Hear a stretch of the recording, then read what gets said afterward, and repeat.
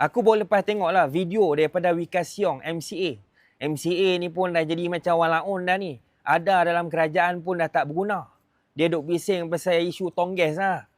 Dia kata kerajaan sekarang ni paksa kepada restoran dan juga peniaga kecil ni guna tongges komersial yang warna purple tu. Yang satu tong harga dia RM70.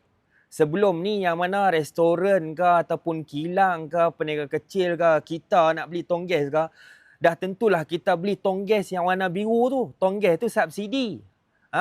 Harga dia berapa? Tak silap saya, RM26. Sebenarnya kerajaan tak paksa kau pun.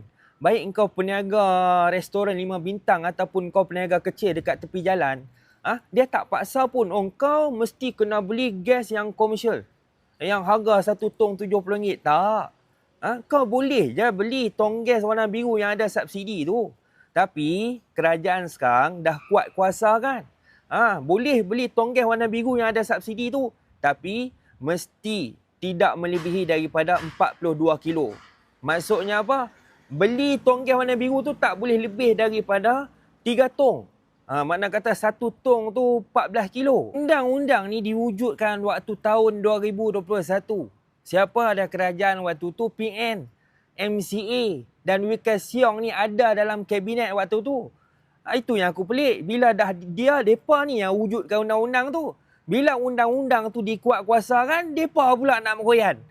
Kesianlah peniaga kecil yang jual goreng pisang kat tepi jalan tu. Dah lah untung tak seberapa. Lepas tu kena beli gas komersial pula dah. La ilaha illallah, orang duk kata dah. Undang-undang yang dikuat-kuasakan tu tak terkena kepada peniaga kecil. Peniaga kecil ni sehari dia jual goreng pisang, takkanlah 5-6 tong gas dia guna. Agak-agak lah. Orang kata undang-undang ni dikenakan kepada siapa? Tu pemilik restoran 5 bintang. Yang buat catering, yang ada kilang apa semua. Yang tu. Yang gaji berbulan puluh ribu, ratus ribu tu. Yang jual nasi goreng tu.